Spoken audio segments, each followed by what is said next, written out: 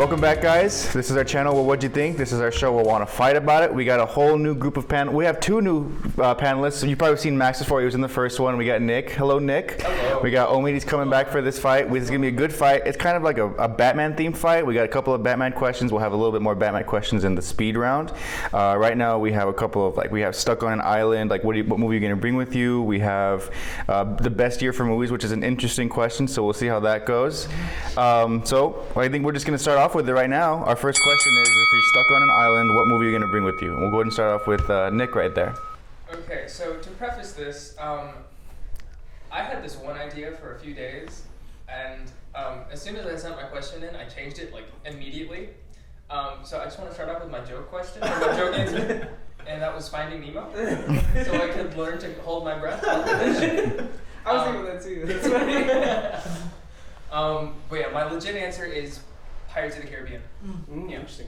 Yeah, man, they're such fun swashbuckling movies. The swordplay is great, acting's phenomenal, writing, visuals, everything. But one, Jack Sparrow escaped an island, so I could, burn some rum, make a giant fire plume, attract someone's attention, or sell my soul to Davy Jones. Very tactical. Yeah. Very tactical approach. All right. I like this pick. I think Pirates of the Caribbean is a super fun movie, but I was thinking when you're stuck on an island, there's one thing that's gonna help you get through it, and it's humor, it's comedy. The movie I'm picking This Is the End. With we got Michael Cera, we got Jonah Hill, we got James Franco, we got Terry Brown, we got Seth Rogen, we got everyone, we got all the good guys. When you're stuck on an island, you're gonna get depressed, right? So I think with this movie, you're gonna have variety with the insane amount of actors. You're gonna have so much laughs, and you're gonna have awesome action scenes too with all the devil that rapes Jonah Hill. It's awesome. Say less. Yeah.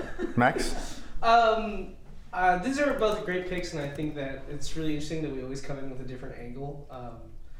For my pick, I'm choosing Pulp Fiction. I think that it's really important that you have something that has some replay value on it, and I mean, it's just one of those movies where you can watch it 90 times and be like, wow, I didn't pick that up last time. That's really crazy. And between that, I mean, you also have stellar performances: Bruce Willis, John Travolta, Samuel L. Jackson. It's got star power, and lastly, it has a lot of variety as well. I think you can find a lot of laughs in it, but I think you can also find a lot of existentialism in it, and really ask yourself some serious questions. And you'd be like, man, maybe it's good that I'm here. Trapped on a deserted island.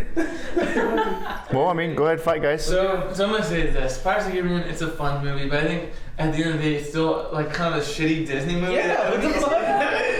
How much money did those movies rake in? Money? Money is the answer to this question. You guys watch the Pirates movies. Okay, you know what else made a lot of money? That was Star Wars Episode 7, and a lot of people are starting to really turn their back on that movie. Well, Force Awakens is good. Force Awakens is good. And also Pulp Fiction, because you have not picked a more boring The only fun, isn't that with the dancing John Travolta? No, are you serious? There's so much more to this. Don't defend my movie. What are you doing? Pulp Fiction is the most generic film, bro. I agree. No! Are you serious? I think this I is know the Pirates of the movies. Caribbean guys? Yes, What the- 100%. No. I love Quentin Tarantino. No, Exactly, it's so unoriginal, but This Is the End. Literally, it has flavor. It has Jonah Hill. Bro, it is flimsy. You're gonna watch it twice and be like, oh, I've heard all these already. No, you know what this is this? What it is this? You have almost maybe 100 characters. You have Rihanna. You have Jason Segel. They all say Kevin two Hart. lines. Those guys all it's like, look at the script for that, man. You'll probably have enough time to write it out and be like, damn, they really gave Aziz Ansari 2 sentences and they got kicked off the cliff. They kill him. For people that love Aziz Ansari again for 2 minutes, and people that fucking hate him, oh, they're gonna see him die. How cool is that? Also, I'm gonna say this: they're your friends. You have 100 people brought on an island. Celebrities are your friends. Yeah, in this movie, you see Michael Cera. You see the drugged out version of Michael Cera. I never thought I would see that. And when I do see it, I'm like, oh shit. Dude, we aren't all Michael Cera on the internet. That's what's crazy. That's what's crazy. It doesn't help that I had Jack 4 hours. Sparrow's great. Him on the island is really good. But I think at a certain point, the gimmick of the Jack Sparrow isms die. Both of your gimmicks are gonna go down. It's like that. You chose a comedy, which isn't bad, right? But I mean, it's gonna go dude. It's gonna flop in 2 seconds. It's gonna be you know what I mean? That's what it's gonna do. And Jack Sparrow, dude, Johnny Depp is so annoying. You're gonna realize a little bit in and be like, but this was, I'm talking about pre-Amber Heard issues, okay? Yeah. When he was still good, when Pirates of the Caribbean restarted his entire career. Let me Like, tell you. let's be real. I'll It say did this. restart his career, It but did. it didn't age very well either. If you go back and watch that movie, really. Yeah. How It didn't age so? very well. How? He's right. It's a shitty Disney Wait, movie. why didn't it age well? Take it. I need specifics. I need Yeah. receipts here. Yeah. What about it? Max, go ahead. Look, okay. Go ahead, It's a bunch of like just dumb CGI. It's like an early 2000s movie. Cowbells is like that movie, bro. It's the Lizzie McGuire movie. It's any Hillary Duff movie, bro. It is like a Hillary Duff movie. Yeah. What it is this. There is no substance. With your movie, I haven't seen Pulp Fiction, but I will say I think. Then why are we having this argument? I haven't seen Pulp Fiction, you know why? Because that movie Can is so he be on this fucking podcast? Like, I'll can we tell you- take away his nerd cred? I'll tell you this. The reason why I haven't seen Pulp Fiction is that Because movie. you were too busy watching This Is the End. I get it. And I learned. This is the Terrible. end. You know what? This is the end. This is the end. Is a blueprint. Do you know what happens in that movie with James Franco? Do you know what happens in that movie with James Franco? Doesn't he go to heaven? He almost gets taken up to heaven, and then what? He essentially flips people off, and he says, "No, you're dying." That's what happens. So with this movie, if I'm stuck on an island, I want to know how am I going to get into heaven. You do. You help the birds. This you help is the monkey. no. This is the end. Is not the. You should have shown us Passion of the Christ if that was the case. No. I will say this. While you That's guys too are, hard. enjoying your death, you laughing, I don't know, being enlightened and thinking of feet, I'll be off the island, sipping a margarita. You are not having fun with gonna. pirates. It's not gonna. Okay, that movie does not have any survival value to it. They get off the island in the first movie. I know they got. I know they like. They Yeah, like the plot island. plot, I Days how Like they Plot armor. I didn't want it. Yes. Yeah, plot. You think pirates would really make it off an island back in 1700s, man? They would not make it off that island. He probably They had would AIDS, probably die- scurvy. yeah, He yeah. probably would have died when he was like 17. They would probably. He could have died at 17. Okay, but Should we're be talking dumb like about that and drink the aging seawater. age casting in movies. Everything's out there. Come on. I think just what it comes down to, this is the end, is humor. When you're stuck on an island, you want to be able to laugh. You kind of want to forget your shitty situation. With Pulp Fiction, I haven't seen. I don't understand how you guys are calling this movie boring. I think you're really gonna watch it. And there's a lot of characters being fleshed out. Well, give and- Omid credit. He hasn't seen it. Give me some credit. Thank you. Yeah. I He's think funny, when, man. when no, he doesn't. But he's not a bad person. To be fair, my opinions on Tarantino films are not much better. My favorite movie is Kill Bill. Yeah, Just Kill pretty Bill is not bad. You should have picked. You should have picked Hateful Eight. You should have picked Hateful Eight because you have so many characters. You should have picked Hateful Eight because you have so many This characters. has the same characters. I've just told No, you. Bruce Willis, John Travolta, Yeah, but- Samuel L. Jackson. I can keep on You know what going. the problem is with I think John Travolta in that movie is he's so encapsulated with doing his John Travolta isms, and he's almost playing the Fonz. I think, right? No, he's not, almost the man. Fonz. No, dude, he's like an assassin. It's cool, no way he's in a good assassin. I cannot argue this movie if you haven't seen it. It's so that's why I'm so pissed off. Well, I think Nick, You're like, how are you gonna this boring film? It's like, dude, you haven't even seen it. I think Nick got it right. At the end of the day, it is a basic Quentin Tarantino movie. It is not. No, Mine it is. No, a Seth Rogen. if you've seen it, you'd understand that it's his magnum opus. He's never done anything that great. I don't I think. think Kill Bill 1's better. Yeah, but that's around the same era. Yeah, it's his golden era. You know what I mean? Actually, not Kill Bill's better. Inglourious Bastards. That is his magnum opus. That is my That's one a of my good movie, favorite too. Quentin Tarantino That's movies good. ever. That's That's good. what I would have picked. And for I think Johnny Depp, I would have picked Edward Scissorhands. I think if you're gonna go for a cool Johnny Depp movie. Are you telling us what our picks are? You I think picked we this is should the have. end. This is what you should And have. you're picking this is the end. You're like, it's Michael Cera's best film, bro. Are you serious? I'm the bro here. This is the end. Gives you humor. It gives you a blueprint how to get into heaven. All right. So before we go into the closing, I just want you each to choose. Give me one scene as to why you think that's the movie you want to see when you're stuck on an island. One specific scene. Who's starting with? We'll go with Nick, or whoever has one. I got it. Okay. I already picked one. So, like I said, we got James Franco, we got Danny McBride, and we got Seth Rogen. The funniest scene in that movie is when they're all stuck in James Franco's house, and James Franco gives them a porno mag. And you know what happens? When they're having to dig underwater to get, they're digging to get bottles of water.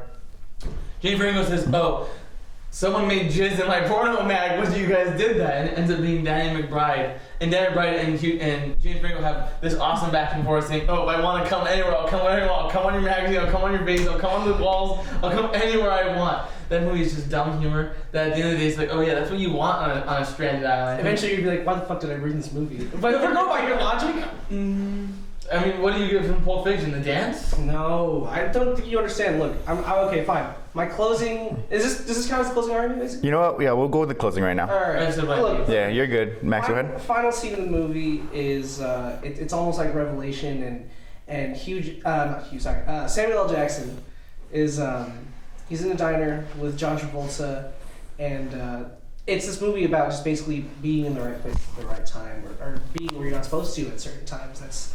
That's how I don't want to spoil it for you since you haven't seen it, bro. You should go watch it. But they end up being in the right place at the right time, and someone's about to basically stick up the joint, and it kind of goes full circle. It's the entire movie. It goes full circle because that's the opening scene of the movie, and these two guys who they thought that there wasn't going to be anybody there. It turns out that there's two bad motherfuckers there, and it's John Travolta, Samuel L. Jackson, and they basically stop the stick up, and it's kind of like, wow, how many times in life have I been in the right place at the right time? Maybe I'm in the right place at the right time right now. You know what I mean? Yeah. Oh yeah. Go for it, Nick. I have 3 words. Mhm. Sea turtles mate. I'm getting off the island. Terrible. You gotta explain it a little bit more. I don't follow. Yeah. There's so like one major part of the movie is getting off the island. That happens actually multiple times in the movie. There's a whole like fairy tale with Jack Sparrow, so it just gives me more and more opportunities to build a plan to get off the island and survive. Not only that, it's an extremely rewatchable movie. Fantastic acting. Barbossa is one of the best pirates in pirate movie history. Like, you can't think of a better, more charismatic villain in a pirate movie than Barbossa. It sounds like you couldn't pitch the movie, so you had to pitch the survival aspect of it. That was closing. Anything else? But yeah, that's all I got. Yeah. You're all good, Nick? That's it, yeah. All right, cool. I mean, great fight. Great fight. I liked it. You all had some interesting picks. It looks like you all took the question a little bit differently. Nick took it as like a survival thing. Omi, you chose a comedy, and then Max, you did choose a film bro movie. So I do like how Max, you did say. I mean, I'm sure it's really good. It does have a stellar performance. You give us the cast. It is cool. You tell us about like the rewatch value, but I mean, they did kind of get you where it was like it will get boring at times because if it's the same movie you have, you're gonna get bored of it. You did say how there's more rewatch value, so I do think that there's more rewatch value, and I would say this is the end because you did say early on that humor works only once or twice, so eventually you're gonna get the same jokes every time.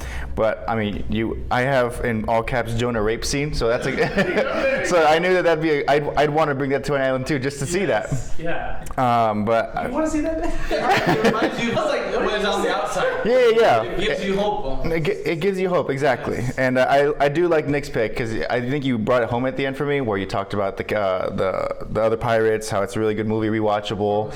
I think all you guys really said was that Jack Sparrow was going to get tiring and that it was just a shitty Disney film. I feel like you guys didn't say too much about it. And then he did say he would be able to get off the island. And I do remember there's like a Mythbusters episode where he gets off the island using one of those things. Yeah. Outside sources? No, I'm just saying. So I know that they actually get off the island in that movie. So I'm going to go ahead and give the first point to Nick. I think he did very well. Getting off the island was a smart pick. Mm-hmm. I should check out Pulp Fiction. My coworker. It is film bro movie. I'll admit it now the fight's over. Yeah, it's still I love Inglorious. Yeah. That's a good one. That's a really. You could have picked that. Would have chosen that. Yeah. Do you mind getting BTS? I did. Okay, Yeah. nice. Thank you. And Okay. My phone might be a chance. All right, cool. So great first round. I think it was awesome. I think our next question is gonna be one of our Batman themed questions. We're gonna pitch. I'm sorry, now we're gonna pitch. We're gonna say which Batman villain has the most tragic backstory. And for this one, we're gonna start off with Omid. All right. So when you think of Batman characters, you got to think of Batman. The universe of Batman. People get screwed over so many times, time and time again. That's true. And the character I'm picking is I kind of want to paint you guys a picture. When I think the most sad thing you can do in someone's life is almost hating yourself. And I'm picking Harvey Dent, Two-Face.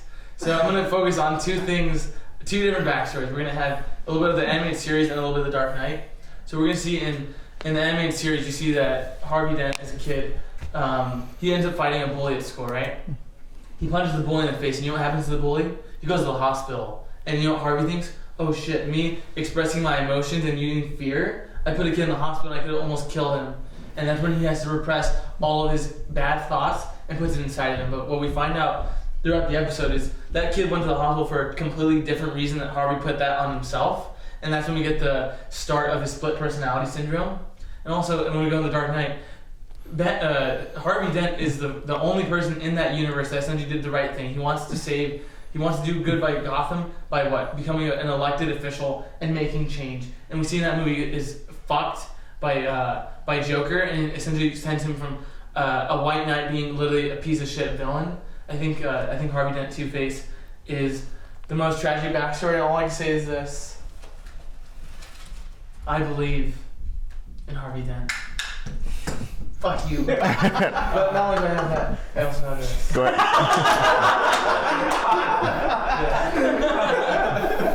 All right, Max, go ahead.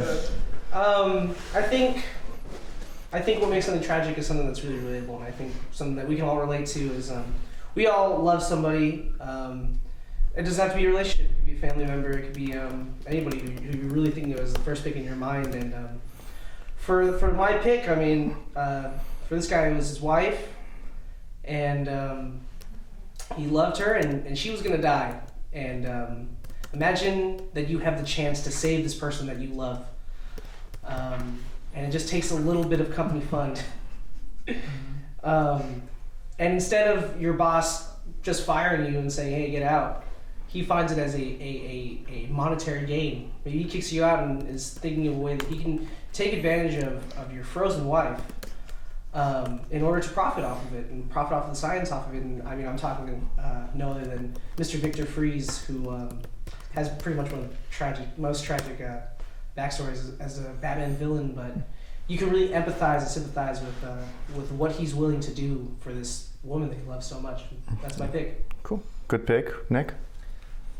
So I will agree with you that having a relatable villain is key to making them really sympathetic.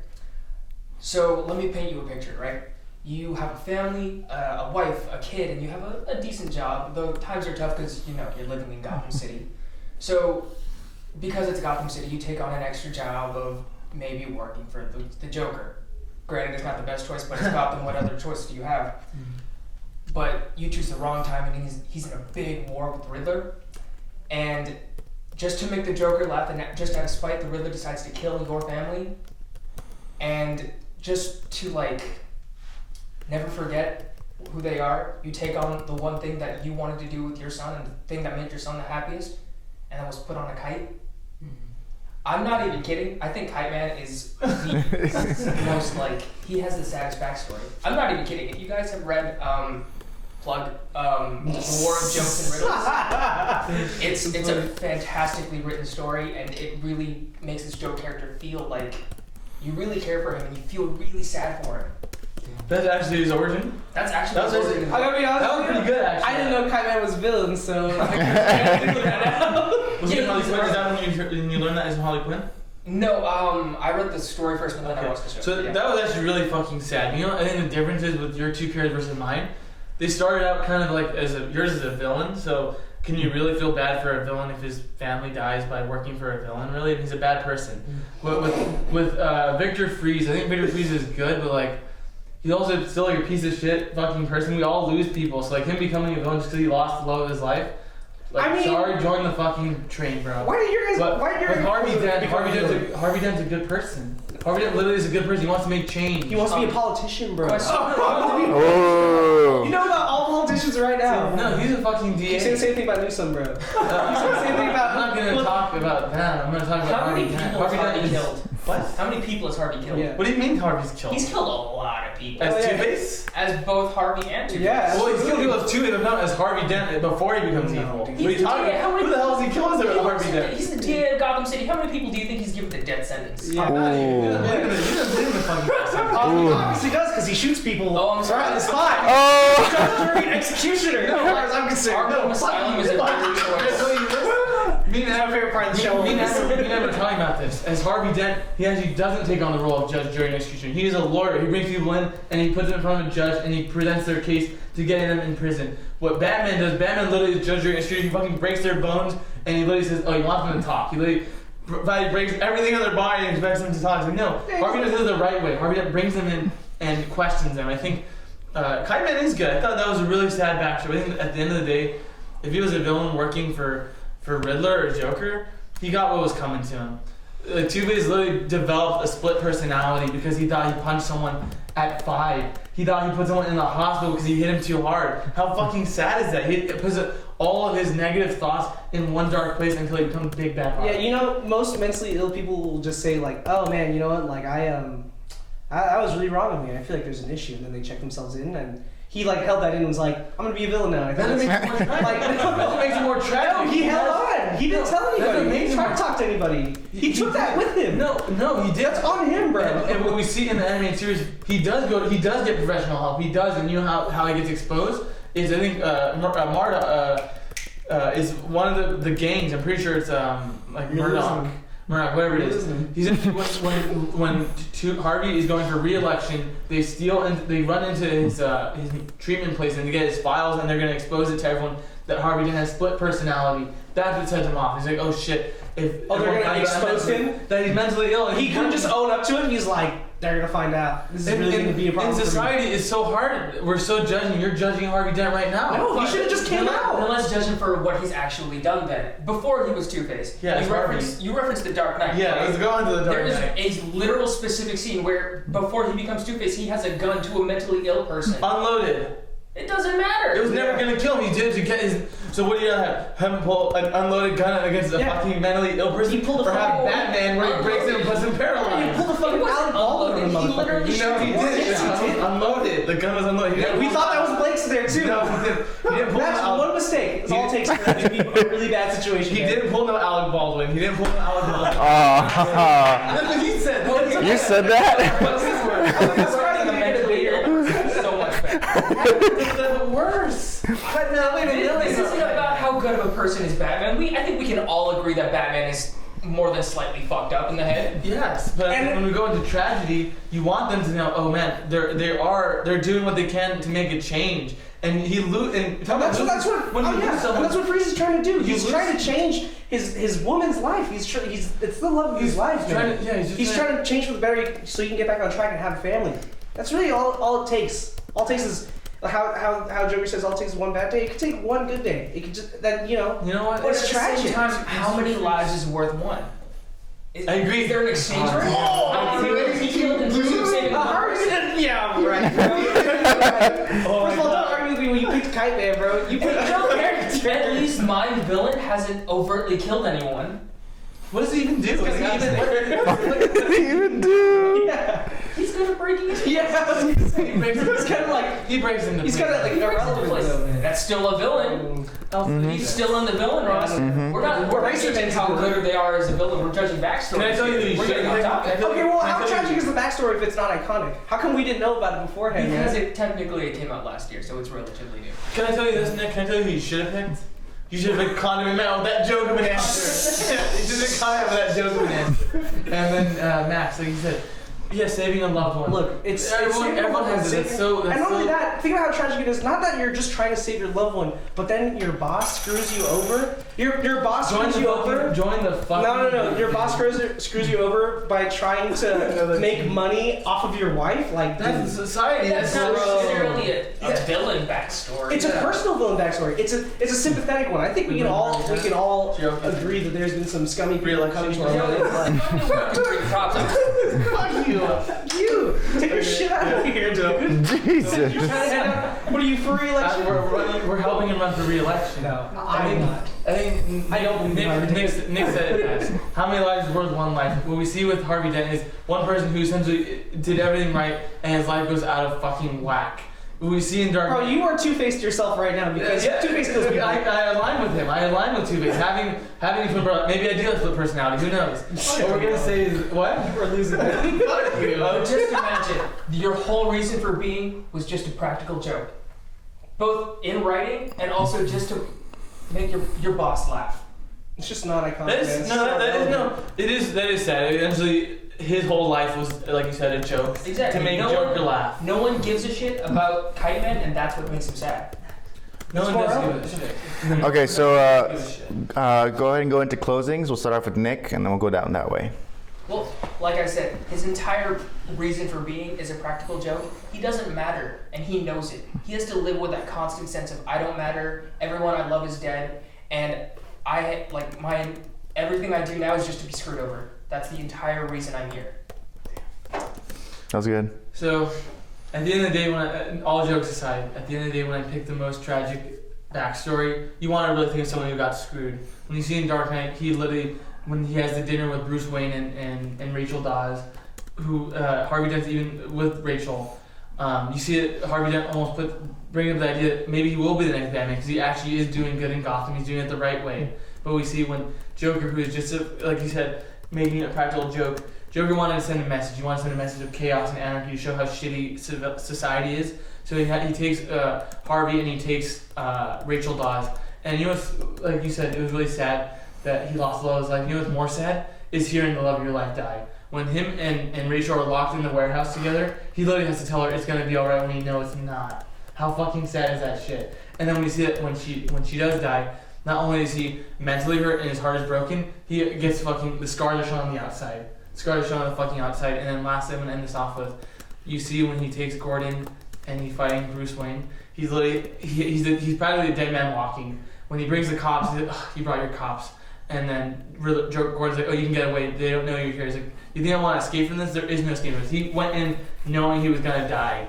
And when he flips the coin, at the end of the day, fuck you. I know, no, you're good. You're monologuing. Yeah, Just go ahead and close it out. I pulled an Owen. I'll do this. So That's funny. You almost won.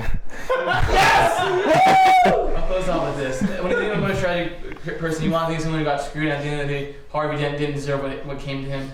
Your guy was the villain before, and Mr. Freeze is just for one person. Before I say anything, let me put your last name in the coffin right now. He's a politician today.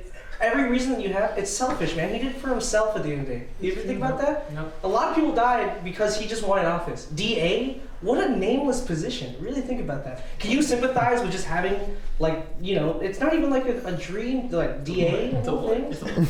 I'm gonna need to hear more from Mr. Freeze, Max. Look, Mr. Freeze is different. I mean, I get it, but your guy's literally a joke.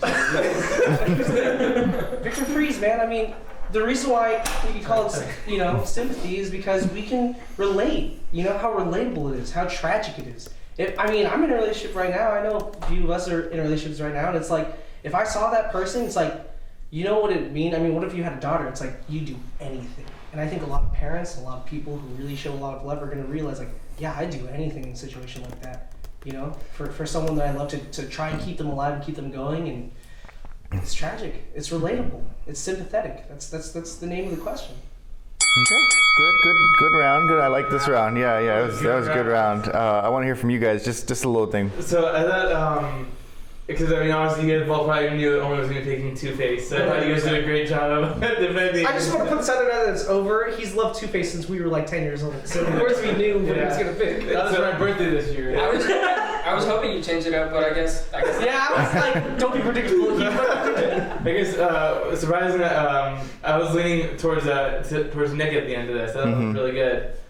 I thought Harvey's good, and I thought Mr. Freeze was good, but I thought he did a great job essentially setting up a different backstory. Yeah. And making it tragic. What about you? Yeah, so Nick had a really good beginning actually. Max kept reiterating how Kaiman was a joke, but I think your beginning was really like it kind of hits home. Yeah. It's a good story, dude. Yeah, I go ahead. I think for me, I don't even. Omid's one. Omid's pick. Nah.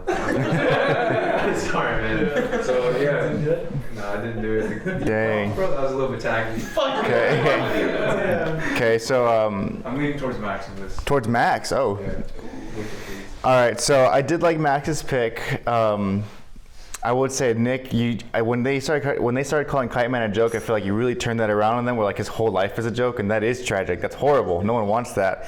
Omid, I think you made a lot of really good points about Two-Face. I liked him. I feel like every time they said something about you, you had something back for it. So I would say that it's close between Kite Man and Two-Face. I think that you said a lot, Max, but at the end of the day, you talk about like losing a loved one. Two-Face lost his loved one. I really like your pick, Nick, but I'm gonna have to go with Two-Face on this one. I think he had a Two-Face had a really good pitch. I liked your pitch, Max. It was good, but I like how many lives are worth one. I can't That was be a good mad. line. That was the. I think Did the research on the way here.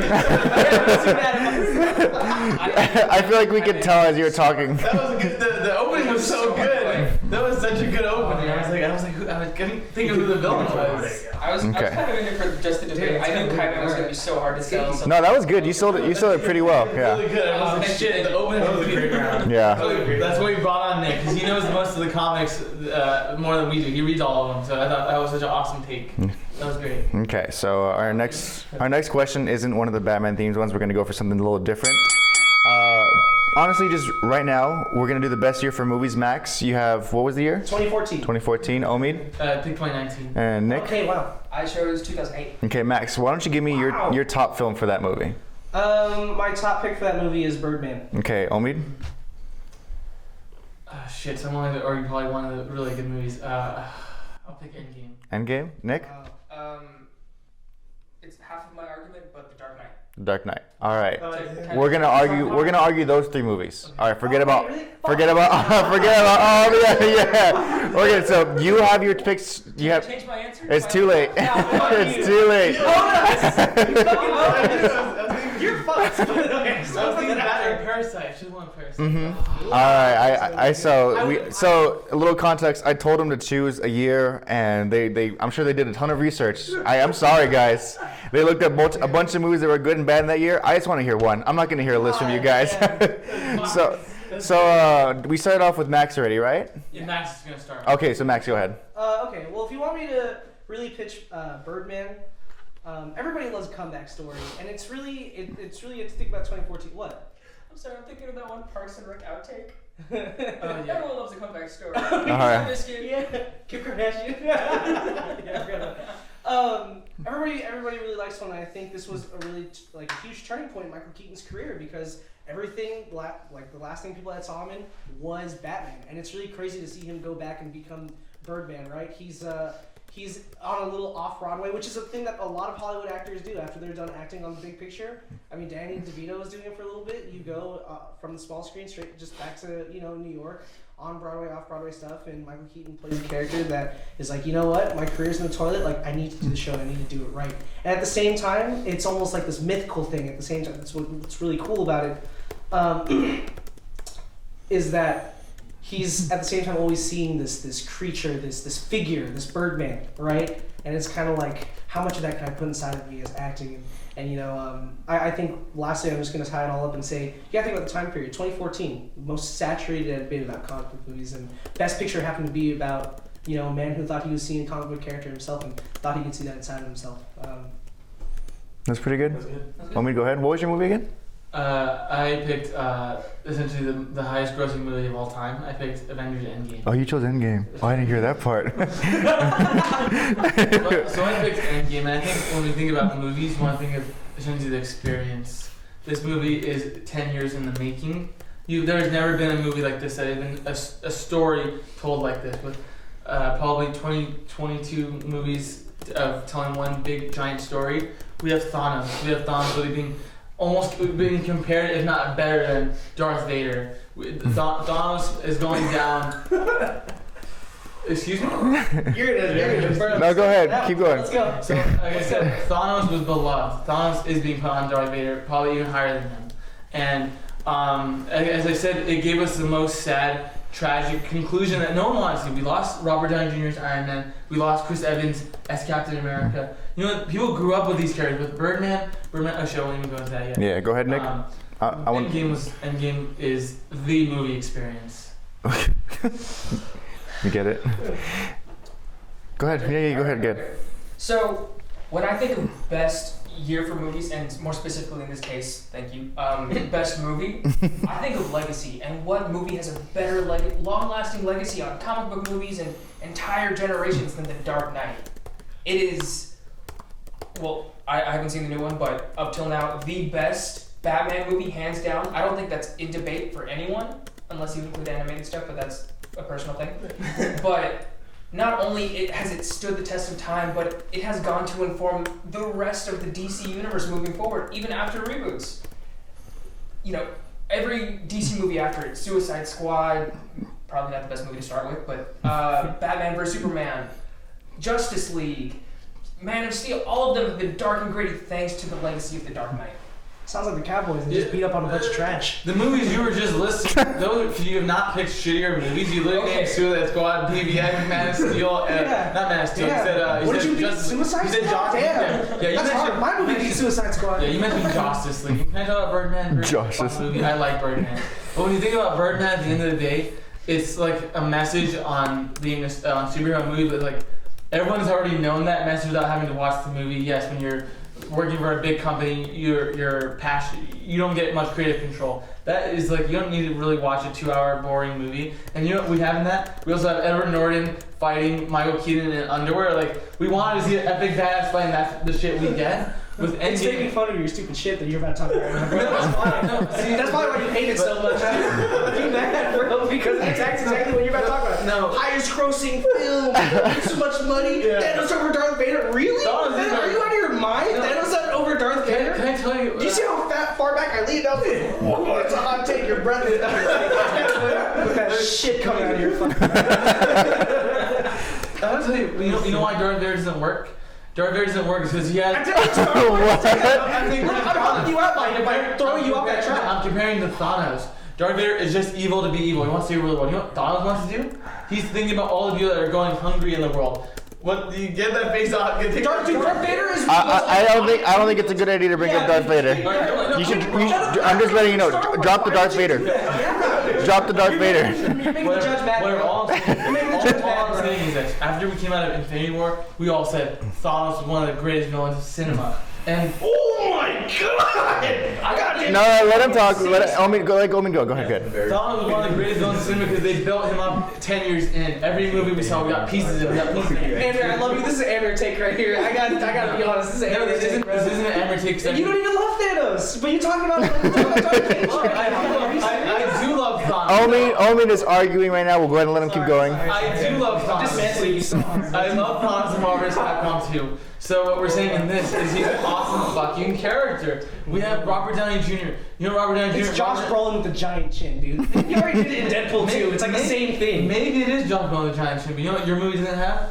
Your movie doesn't have Robert Downey You know what Jr. your movie doesn't have? Best Picture. That's what I thought. Oh. The Hollywood Foreign Press Association fucking bought out. Oh yeah, back in 2014 though, that was a contending year. That was a contending year. Yeah. And you want to talk about Oscars though? Think about the somber moment when Best Actor was announced, Heath Ledger, and everyone was stunned in Legacy. silence. It's huge. Legacy. It was huge. That is a memorable yeah. moment, and It that was. is all because of The Dark Knight. And that was awesome. And we were talking about this a while ago. Dark Knight is an awesome movie. It is almost perfect, right? But I think the reason why people love it so much is the fact that Heath Ledger died, and if he didn't, maybe the Joker performance wouldn't be held as high it is. And you mentioned that. I mean, it hurts my heart, but it's not like it isn't true. And you mentioned that it is the best Batman movie of all time. I'm gonna actually argue that I think Mask of Phantasm understands Bruce Wayne better than. Wow, that's a dirty move, pulling at my heartstrings. Yes. Dirty move. Okay, Nick. I want to hear you. Actually, I just want to hear you shit on Endgame as much as you want right now. Yeah. Okay. I want to hear you shit on it. We've been burning up on this side of the table. Go ahead. To bring it back to the Thanos argument, you said that Thanos was the best villain, right? In all of cinematic history. Cinema, bro? Yeah, one of them. Cinema. One, he was barely in that movie and he didn't do shit. And Oh yeah. Go he ahead. was so much better in Infinity War. Wait, I got an even better one for you. They killed the one that they actually killed in Infinity War. That's that did all right. the damage. That was the one that hadn't even done anything yet. He hadn't even done anything. That version of Thanos that they were fighting, he was like, who are any of these people? Like, what a terrible way. Remind me next, when does he die in the movie? He died, yeah, like first 10 minutes it was like, Can I tell you why they did that? Well, they subverted expectations. Oh my god. wrong! Your movie. You're going down, man. Your movie is a trash fucking Oscar movie that literally. Okay. There is a jerk to the Hollywood one Foreign. more- I still want to hear Nick shit on Endgame. I'm liking this. One more thing about Endgame. It's basically two movies. One is the movie they actually wanted to tell, and two, which takes up like half the movie, is the stupid time heist that no one gave a shit about. Let's be real. We're all there for Portal, seeing everyone come back and fight the armies of Thanos. We're not here to see them go back in time and relive the greatest hits of all the Avengers movies. Just go on Disney Yes. Plus. It was like that South Park member berries shit. They're like, oh, member? They're like, I'm a oh. raging demon, you fuckers. So we're Shut You're up. like down. You know what, your Dude, movie- you're down you know- like you know- 3 games to 0 right now. You know what? Your movie doesn't speak on society. Your movie doesn't even speak on our culture. Did you say society? Listen where I'm going on. That's where I'm going with this. We see Chris Evans. Spoiler: he dies, or he goes back in time and essentially gives up Captain America. Who's he giving up to? He gives up to Sam fucking Wilson. We're getting a black Captain America. That is. You're pandering, man. You're the angry around. I'm sorry. If you think I'm pandering, then you don't understand the is Miles Morales pandering? Is Miles Morales part of this fucking argument? No, idea. Same idea. We're taking a predominantly white character to speak for all of America, and we're putting it into the most marginalized community of the world. Okay. I've heard you try to defend Endgame enough, Max. Yeah, I need you to shed it on Dark Knight a little bit, and then Nick shit on Max a little bit. I'll shut up right now. Good Look, there's no lie that Dark Knight is in question. A great movie. Now, however, did it represent your year very well? 2008. I mean, it's a good movie. I'm sure that. I mean, it didn't win Best Picture, you know. And I'm not trying to. Sorry, I'm not trying to step on it too hard. Because honestly, Dark Knight is one of my favorite movies. I gotta say that, right? Okay. I gotta give that respect. But I'm just saying, Birdman not only is a great movie that represented that time period, but I mean, look at the Oscar picks that year. Imitation Game. Benedict Cumberbatch is one of his career-defining performances, really. Interstellar, another comeback story by Matthew McConaughey, and it beat out that with this great story about Michael Keaton. Emma Stone. I mean, we've seen them both in comic book movies as the Vulture and Gwen, but I mean, I didn't, no one knew that they could really act like that, and also not only that, but represent a year so well. You know what I mean? Like, we're talking like what else came out of that year? Whiplash. I mean, I'm a jazz kid myself, and I even thought that Birdman's definitely better than that movie. You know what I mean? I got to put it above that.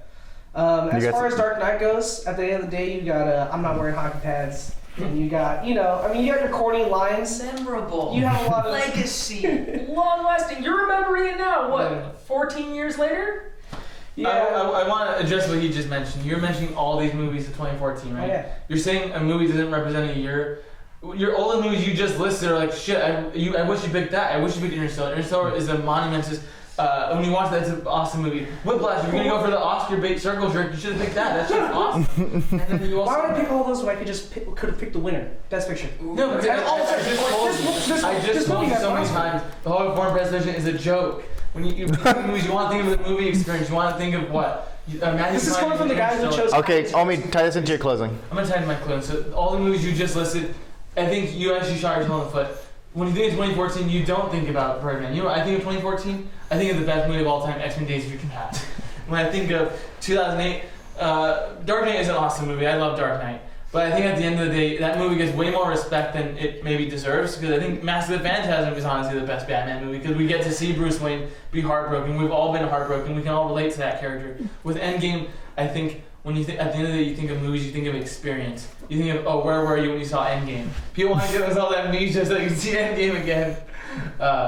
Fuck you, Okay. I was watching Endgame. I was in a movie theater, bro. Like, Yeah, exactly. So, I think you're good. You're good, Omi.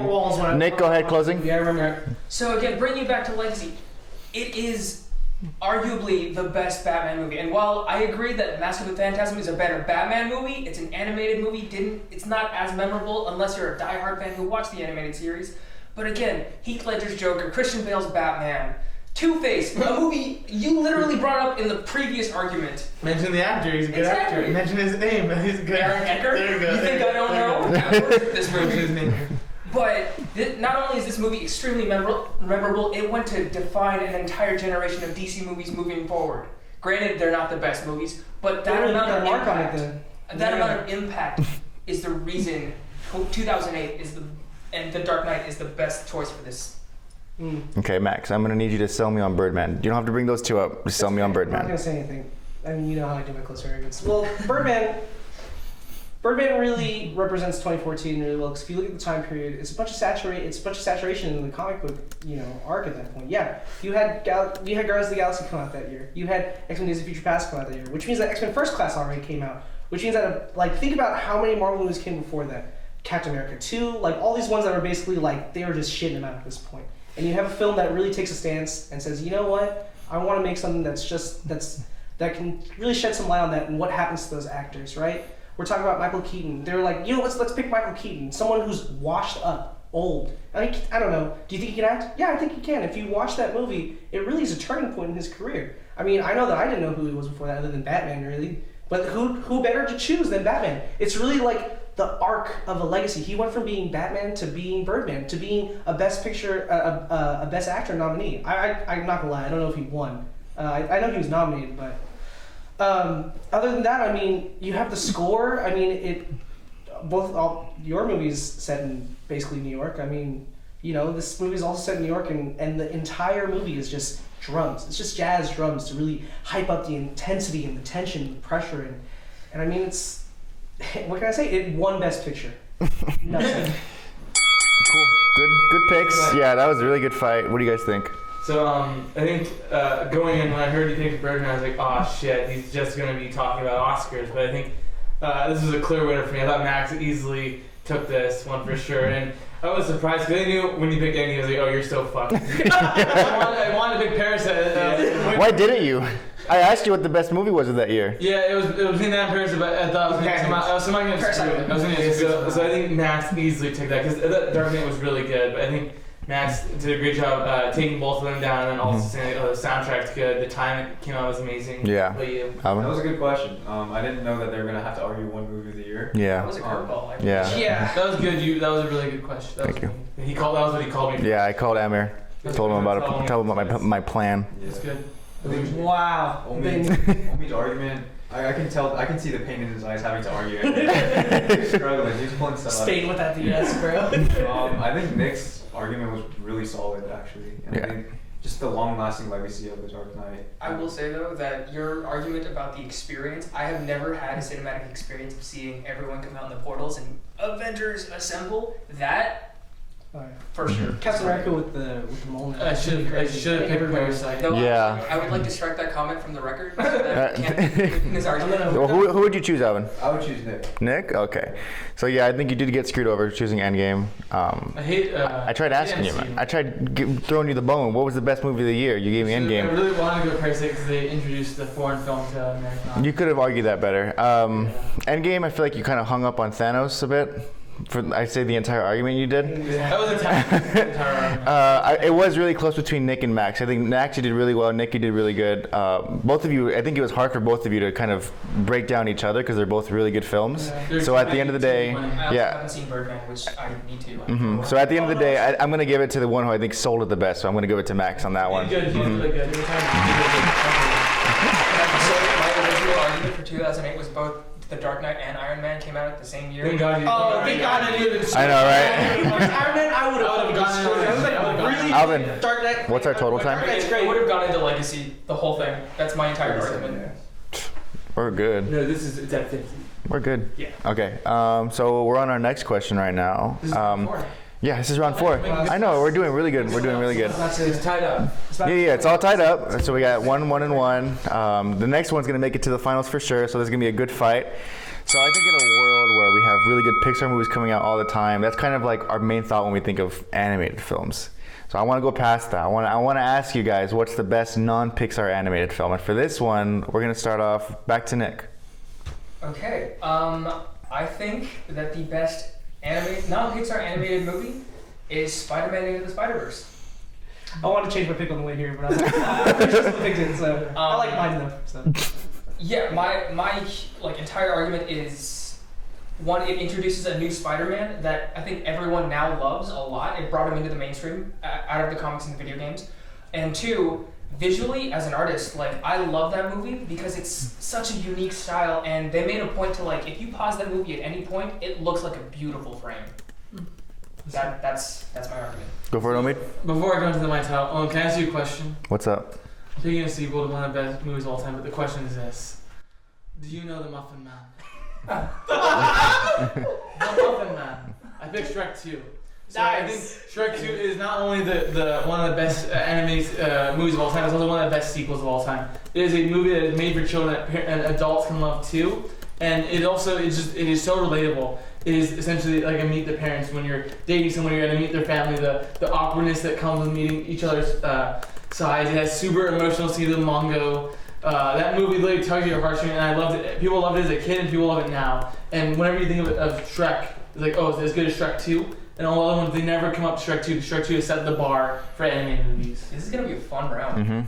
Fuck. Max, go ahead. Well, I picked a movie that has a lot of individuality. I didn't think I was going to see such a trend with my picks today, but both great picks. I think this is going to be really fun because I chose pretty much a movie that it popped into my head right away because of just the theme and not just the soundtrack, but I mean like the visual theme of the movie.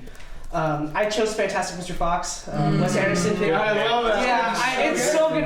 But here's the thing. It's just a movie that has its own personality and its own sense of style and its own sense of humor, and it's really cool that Wes Anderson found a way to basically take like something like a feature film that he did and put it on that claymation animated stop motion form and do it. So. I gotta say, I love both of your guys' picks, but I think just kind of right off the bat, the weakness I see is both of you guys are adapted works. Miss Venom and Mr. Fox is based on the book. Okay. Miles Morales is just copying the story from the comic to book. be Shrek fair- 2 is all original. Not exactly. They're all pre-existing characters. No, Except for maybe that's true. they're all reason, but they gave them all their own. They're all Princess Fiona. They're all commentary on the Fairy Godmother, Prince Charming, They're all Three Blind commentary. Mice. Oh, princess. You kind of screwed yourself. No, on that, I'm man. saying, sure, you can say my characters are copied, but I'm saying the story is all original. For Fantastic Mr. Fox, they're literally one for one the Yeah, book. but just because they're adaptations, no, it's not one for one. I mean, just because they're adaptations. I read the book. Yeah, and I'm sure you read the book as a kid, but when you watch that movie, here's the thing. I mean, like, it has a lot of that adult sense of humor where it's mostly about the dialogue and the quick pace. No, yeah, I agree. The movie's yeah. funny. It's almost better than like Edgar Wright movies. I think Wes Anderson is a really underrated. And yeah, I think too bad that Miles Morales hasn't is a really fun movie. I think also just at the end of the day, it's gonna always be compared to other superhero movies. I think the art of it is awesome, Yeah. but I think it'll always be compared to Spider-Man 2. It'll never be as good as Spider-Man 2. It'll always be compared to even Spider-Man 1. I think it is not Yeah, the best. I mean, the real It's not the question best is how much Spider-Man. does it stand up on its own without? All right, yeah, but exactly. But that being said, this animated movie, which people typically hold to a lower standard, is still being compared to top tier, blockbuster superhero movies.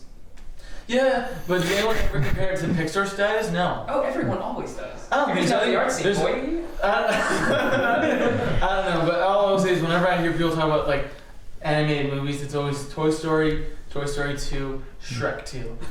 No one talks about Fantastic. Legacy. I mean, yeah, but it's because it just didn't make a lot of money. But it's still like a great. Like I said, I picked it because it's individual. I mean, we're talking about the non-best Pixar film. We're talking about a movie that basically, for you, I mean.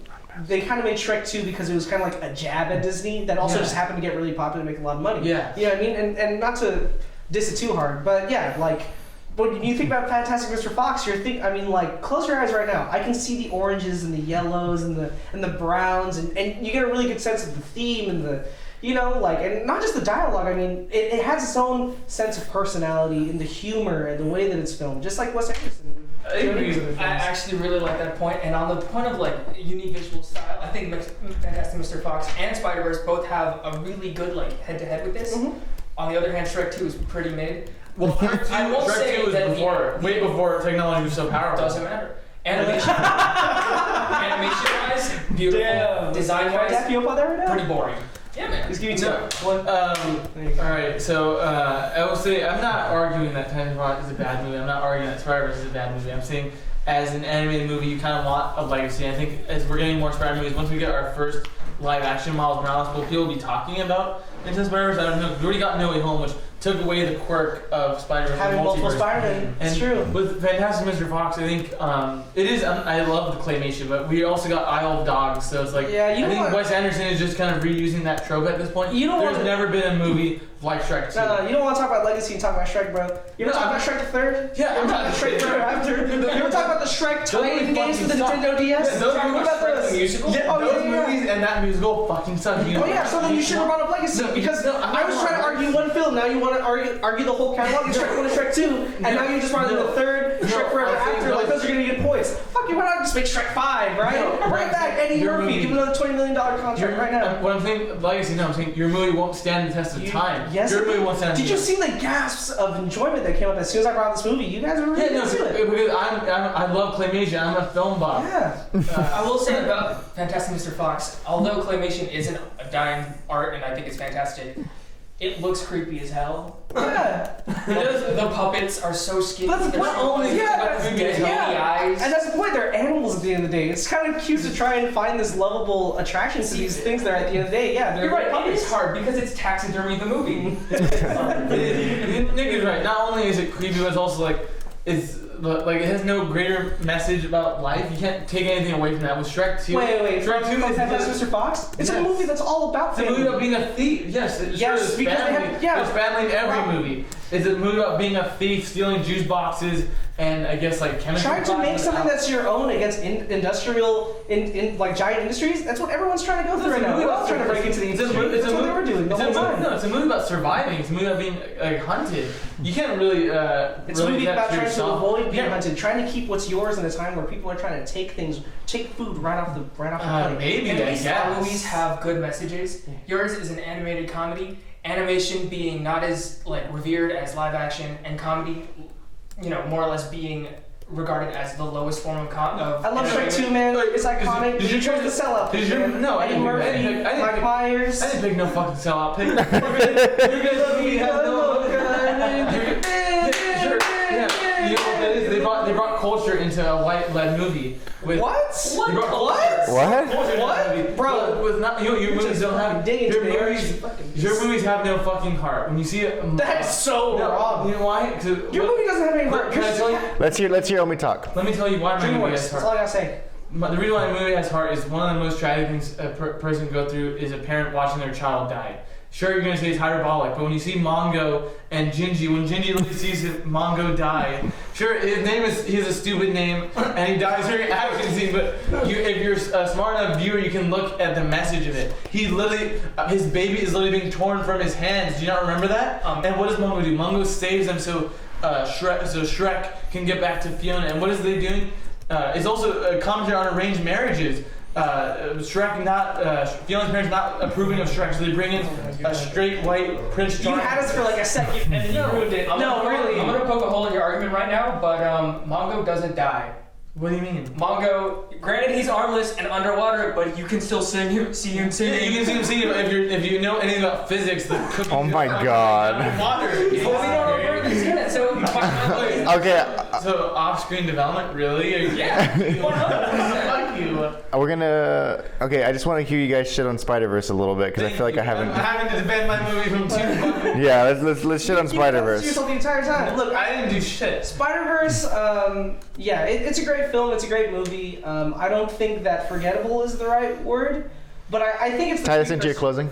Yeah, I can. I think it's the precursor. I think that in a way, they're just kind of starting it out. They're figuring it out, right? Miles Morales is the great it left us wanting more, in a good way and in a bad way. And I think that they're gonna figure out it's gonna be like how Shrek 2 is better than Shrek 1. Spider-Verse 2 is gonna be a lot better, and they're gonna have the formula figured out. They're gonna find a way to cut that screen time a little bit more evenly and not leave us with just like, oh, it was Spider-Man, it was Peter Parker and Miles Morales for only like 20 minutes, and then there was like all these people that we didn't really care about that much, As far as Shrek 2 goes, man, like you went with Endgame today, you did the same exact thing. You went with the DreamWorks pick, man. I don't understand what happened. And I'm not gonna lie, Shrek 2 is a beloved, you should play off the nostalgia, bro. Cause I love that movie, right? Like when you picked it, I was like, damn, I should pick that myself. But here's what I'm gonna say. Close it out, Max. I just want to close out and say, Fantastic Mr. Fox, it's its own movie. It's Wes Anderson's take on doing the claymation thing. And I know that Isle of Dogs came out later, but I mean, you just can't compare it. Like, I barely remember that movie, but Fantastic Mr. Fox, you can close your eyes. You can see the Bunsen Barnes. And All right, you got 10 seconds. See You got 10 seconds.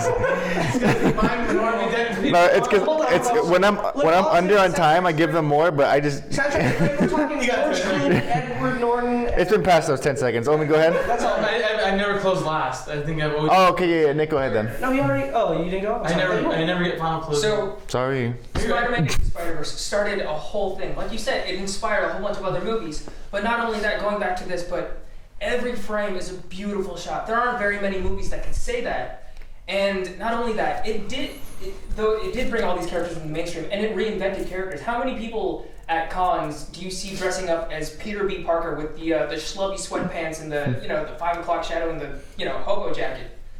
It's iconic. And again, the cast. Jake Johnson, a hilarious actor. Chris Pine was in the movie. Liev Shriver, it's a great cast. For a great Name one of the black people. What? Alright, there you go. I just want to make sure. If I can pull up the whole right now, I'll do it. It should be more than one. I mean, go ahead, close it out with Shrek 2. So I'm gonna have to close out with this. I think you guys are saying I picked essentially like the corporate pick, right? Yeah, absolutely. But you know what Shrek 2 did? Shrek 2 It sold came a out. lot of birthday I parties. mean, let him go. That was my closing. So you know what Shrek 2 did was Shrek 2 came out at a time when Pixar dominated the animation industry. And you know what they did? They showed other studios can make big budget animation movies and make money. So what Shrek 2 did allowed, I'm guessing it was probably maybe Warner Brothers or I forgot who, it's Fox, 20th Century Fox. And for you, Sony Animation Group. DreamWorks took that chance saying, oh, we're going to put a lot of big budget actors because your guys is full of big budget actors. You know who did that first? Shrek 2 did that first. And yeah, jokes aside with the Mungo, and I think at the end of the day, Shrek 2 is a great story about family. When you're dating someone or you're meeting your friends, you meet their family, you're extending your family. That is also relatable with, like I said, with Prince Charming or with Fiona's dad and the mom. You see how it's almost Shrek and Fiona are forbidden love. That the You got 10 seconds. The dad doesn't approve of it. At the end of the day, I think, like I said, Isle of Dogs is almost a better version of Panties in the Rock because it's original. I think Into Spider it's going to be forgotten once we get a live action Spider-Man movie because we've already seen the multiverse done in live action. Once we get a live action Miles Morales, people are going to forget Into the Spider-Verse. Wow. Good closing, I'd say. I think you really saved yourself a little bit because you're kind of falling behind. But I 2 brought more. You were. What do you guys think? I missed a little bit of it, but picking Shrek 2, like, okay, this is for sure. I thought that was like a clear winner. Then Spider-Verse and Kid Fox, those are all really good picks. I was really surprised that it's like you kind of went for like joke arguments when Shrek 2 is like so good. Mm-hmm. Like we're talking like manga. It's like no, you talk about like the actual good parts of the movie. It is when you're fighting 2 arguments. Yeah, I defend more. Yeah, I agree. But I think this one was so close. Like I'm not sure who I'd pick. Leaning more towards that was all pretty equal. Yeah, I thought it was pretty equal. I think your arguments were all really, really solid. But I don't know if I'm just biased or what, but once Nick said Into the Spider-Verse, I think That does sound like bias. That's literally bias. You didn't even hear the arguments.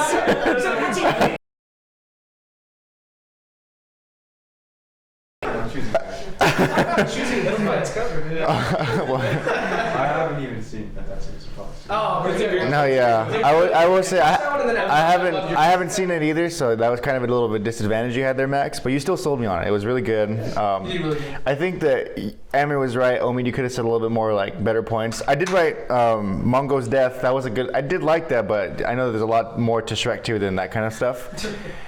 Nick, I think you represented your movie pretty well. Great cast. You kind of sold it out at the end, where like you could stop every frame and like there's still something there you can see.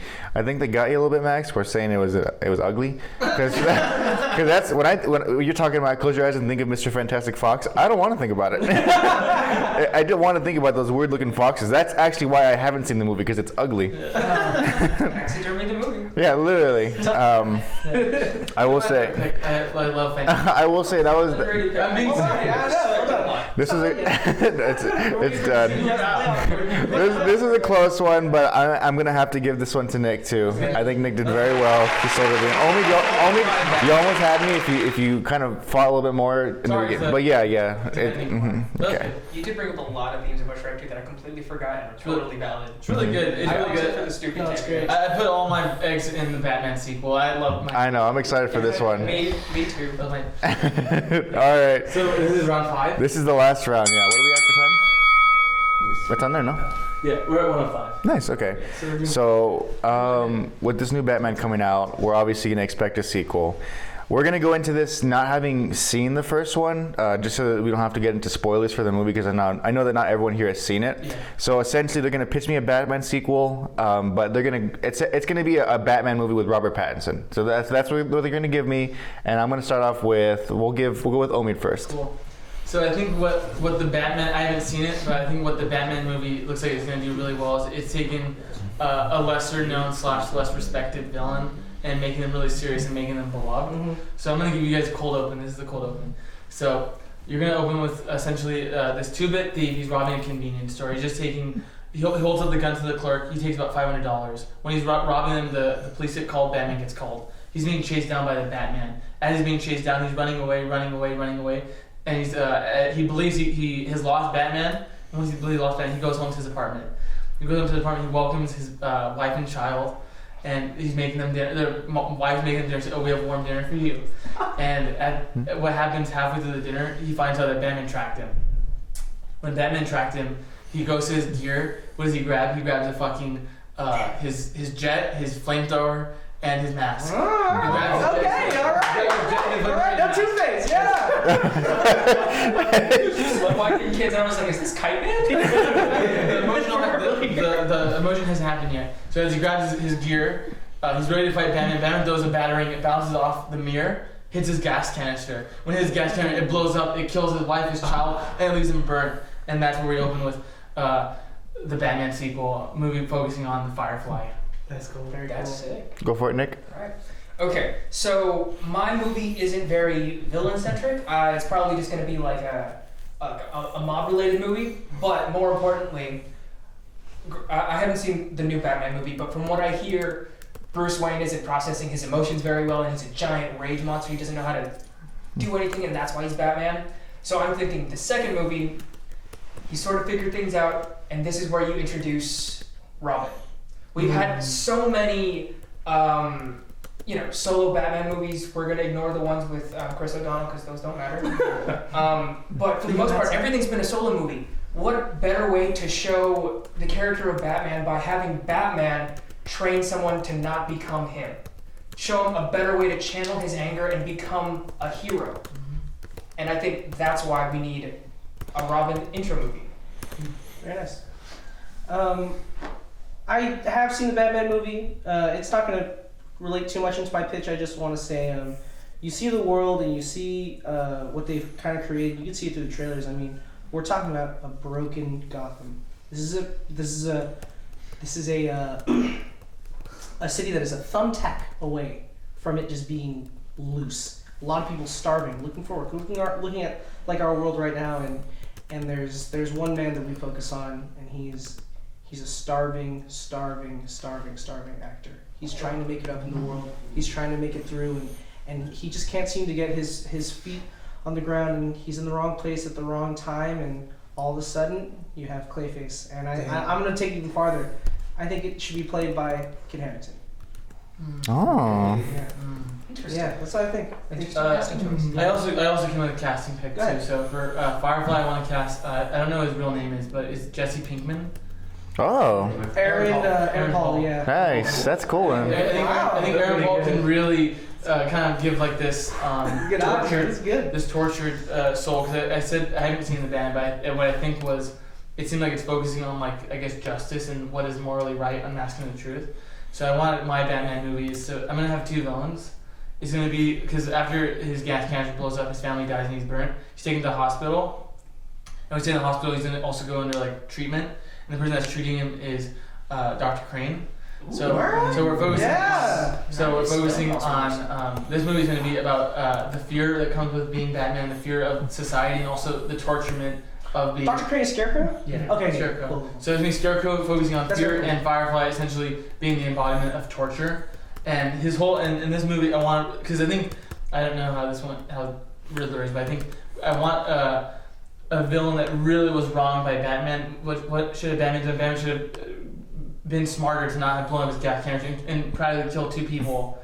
So he's gonna have a bone to pick with Batman because all the other villains is more so Batman just doing the right thing and stopping him. This guy's like fuck Batman. Just a plot hole, really. I mean, like I like your idea. I think that killing is just a little too far. I mean, it's not what he does. I know it's an accident. I just feel like they wouldn't write it. You know what I mean? Like that's the only thing. They just wouldn't write that he killed it. Yeah, he could have like brutally mauled the family and they're like all on life support. But I mean, like killing them is really far. The reason is when his gas canister is popped, Firefly's still shooting the gun. That's what makes it blow up. Oh, I see. So it's still like Batman's fault, but I mean, it's not Batman is killing them. I think with a lot of these movies, there is no bone to pick with Batman. There is no reason. We're gonna really get into the idea. It's like, oh, is he justified? Why does Batman get to be a vigilante and be the judge or executioner? This Firefly got so fucked, and he's gonna bring in the Scarecrow. And I think you were doing Clayface and you're doing Robin. Yeah. So I love Robin. I think it's just, are you gonna do a kid? Maybe not like full like 12-year-old, because one, that's hard to get into a movie, especially if they're going to play a main character. Yeah. So I'm thinking casting wise, I know that the guy who plays Miguel in Cobra Kai is going to be Blue Beetle, so why not also pull from Cobra Kai and have Tanner Buchanan, the guy who plays Very Johnny nice. Lawrence's son, as Dick Grayson. I was going to ask if you had a casting pick. That's cool. Yeah. I like it. I don't know who that is. So He's he's- like I wanna- a 16-year-old? No, he's not Hawk. He's the one who like. Irrelevant. Yeah, is he? Irrelevant. What is he, like 16? I have no idea. I So, think he's, Glad no one I think thinks it- that Chalamet would have destroyed you. I Yeah, love he's T-Shao. got- I love T-Shao. I want him as far I away wish you did from pick Robin that. as I see, possible. also, talking about casting, I think I love your pitch, but I think Kit Harington, really? He Clayface. was so lame in Eternals and he's gonna be so shitty in this. I mean, Oh, the sorry. directors, yeah. I feel like you need someone more vain to play Clayface. I agree. I think Because like his whole thing is he's He's an so actor and soft. that's Oh, all yeah. he is. he's so like Absolutely. soft. He's like, you know nothing, Jon Snow. Like literally, when I see Clayface, like, dude, you don't seem like you've been struggling as an actor. You want someone on? I think you should have cast. You should have cast like a 40-year-old actor who's actually been out of the biz. No, because it needs to be a starving kid. It needs to be like an up and coming. Starving I mean, kid. someone who's never, and I'll tell you why, right? Someone who's never really seen that fame, and the reason why Clayface is the way that he is because this is a starving city. He's looking for work. He can't find it. He goes looking for regular work. He can't find that either. And you know what he starts doing? He's like, you know what? I know it would make a lot of money. You think that you took down the Riddler? You think that it's all over? Copycat killer. I mean, a huge part of this movie. Sorry, I don't want to say that. Yeah, it is the detective work behind it. They focus on Batman being a detective, and I think that's something that's really important that I really like focus on is seeing Batman get thrown off the trail a little bit more. He seemed to be kind of onto Riddler here and there, and of course there's a few twists, but I mean, someone who really what makes a good villain is if you can bring out some of the best and the worst in your hero. Hold on. If you bring out the best and the worst in your hero, and what Clayface can do is he can make it seem like, oh, I'm saving Kyle now. Oh, now I'm just some random guy. He's gonna keep on running into him, and Batman's just gonna think he's running into people. He's like, I'm getting him, and maybe he won't. Maybe Clayface being a young guy, he'll make a few mistakes, and Batman finally realizes like this is all kind of coming together a little too smoothly. But because Clayface is such an actor, he loves the theater. He loves orchestrating something that's going to come together and ultimately take down Batman. I will say, I don't think that's a bad idea. I think that's a great idea for a movie. But immediate sequel, I think Robin should be better because think of Clayface infiltrating the Batcave as Robin. Well, That's really good. Here's what I think. I want to because Nick, we know comics. I think you know this character too. Why would you pick Clayface over Hush? Because it's not like you're not even doing Clay, right? That's true. Hush Right, is it powers? That is Oh, really hard no, about he's his character. shape-shifting. He's a shapeshifter. So he has powers in this. Yeah, movie. that's why he keeps running into. That's Batman running into different people. He So thinks he's running into- I want to get confirmation. So he's already Clayface in the movie, like starting out. He's gonna have his own origin story. I mean, it's just gonna be like wrong place, wrong time stuff. You know what I mean? But I want to focus more on the whole like. I don't think the Robin thing is a good idea for one reason. It's like, yeah, you can introduce a Robin, but that kind of just feels like then you're doing like a. I wouldn't say like a film series thing, but it feels like TV. You know I think what mean? it's just if you're having a kid actor is really hard to sell. I think we see him with Aaron Paul in Breaking Bad. He can deliver. I think also Kit Harington. I think Kit Harington's almost suffering the same thing with Sophie Turner. They're only good in Game of Thrones, and that's pretty much it. I think there's another Game of Thrones actor that could work a lot better, and it's Ian Glenn. Who's that? He's not Lord Commander Mormont, but he's He's the other Mormon. Mormont. Jorah Mormont. Oh yeah, I agree. Because if you want a starving actor, you want someone that's old. I want someone younger. It has to be someone, not someone who's lived through Gotham. Someone who realizes that Gotham is the shit place. How sad is that to see a 45-year-old or like a 50-year-old still trying to be an actor, not getting a job, and he has to probably be like a His hot dog. age is a Okay, side but hold hustle. on. Not just okay, fine. You want to talk about the age side of the whole? Okay, before you guys continue this, I actually just want Nick and Max, because Omid already pitched me a scene, a really cool scene. I want you guys to be able to pitch me a scene in this movie. Okay. Clayface is an up-and-coming actor, and this is why it's important. It's very relevant of the time period. We have a lot of starving actors who are our friends right now, who are people that we know who are trying to make it. And where do you go, right? You go to somewhere like New York, Gotham City, and he's trying to be on Broadway. He's trying to be off Broadway. He's trying to make it on his way up. and he thinks that he has big headlines. He's like, I killed the show, I murdered the show, man. Like, I know it. Like, I did such a good job. I prepared for it so well. You know, he comes out of some sort of art school, you know, some sort of Juilliard or something like that, and you know, he keeps seeing top headlines, and he's hoping that like maybe he'll make it because of the show. What happens? Batman's stopping crime. Batman's doing this. It's all about Batman. And this guy who's mentally conflicted because obviously, you know, they're not usually all there. He finally says, you know what? I'm so tired of this Batman. I'm taking him down. I want to be the headline. I want to be the one who's on the front page, who's getting all the respect, and you know, as an actor, that's what he wants. And so I think that you then get that turn of like him being like, I'm gonna, you know, take him down. What do you guys have? No, I'm thinking. Okay. I'm trying to visualize it. Yeah. So I have a few scenes in mind, mostly because I've read a number of comics, but I'm going to go with this one because it ties more into the Robert Pattinson movie. So again, I haven't seen the movie, but for me, one of the most iconic scenes from the trailer is when he's facing a bunch of street thugs in, I think, like skull makeup, and he like blocks one guy, brings him to the ground, and starts wailing on him, and that's when he says, "I'm vengeance" in the trailer. I think that's a beautiful scene, and it's super memorable for people who've seen the trailer. I think for the Robin movie, we do a sort of like mirrored version of that, where you have Dick Grayson's Robin, not as Robin yet, like pre-super suit, he's just like in a hoodie in the middle of an alleyway facing some thugs. He does the exact same thing, but he gets overwhelmed. Batman comes in, saves his ass, and he's like, "Come with me," and brings him into his world. Interesting. Like Robin, Batman knows nothing's gonna stop Robin from exacting vengeance and going down the same dark path, so he's like, "I know a better way, come with me." So I would say this. I really like your pitch, and I also like yours. But I think at the end of the day, it'll always be compared to other better Robin stories because it'll always be compared to like because you said you're doing Dick Grayson. Are the Flying Graysons in this?